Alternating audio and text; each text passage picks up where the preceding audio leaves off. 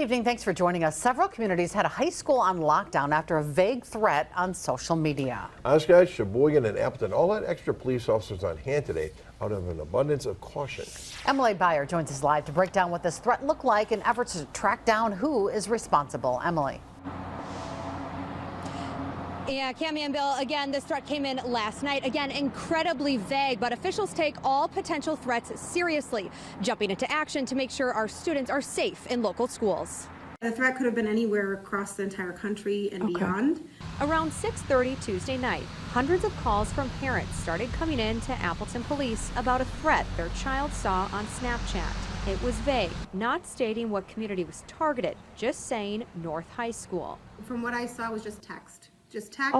That's very blurry and vague, and you could barely make out any of the wording. So that's the part that is just so difficult. And that's the other piece when we talk about that ability to have, whether that's a scam even within some of these Snapchats that go around. It's really important to talk about online literacy, having the understanding of, reverse image searching and things like that for parents, that if you see something, absolutely, if it's something concerning the safety of our community, reach out to the police department. After investigating, officials determined the threat was likely not made locally, but they take all threats seriously. And out of an abundance of caution, Oshkosh North High School, Sheboygan North High School, and Appleton North High School all had an increased police presence today.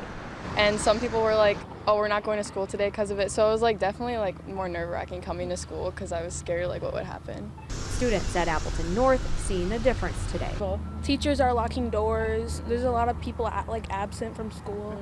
Students telling us teachers also made sure students know what to do if the unthinkable would happen.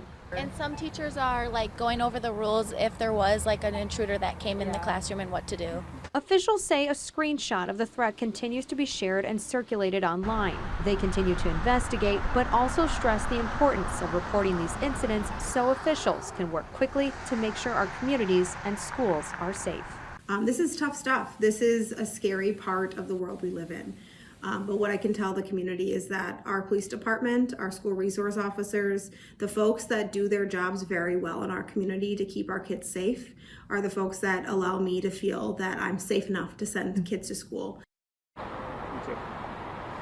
And officials continue to investigate who made this threat. The consequences for this kind of behavior can be steep. In the state of Wisconsin, people who make threats to a school could be charged with a Class B misdemeanor or possibly a Class I felony. That could result in jail time and even hefty fines. Bill.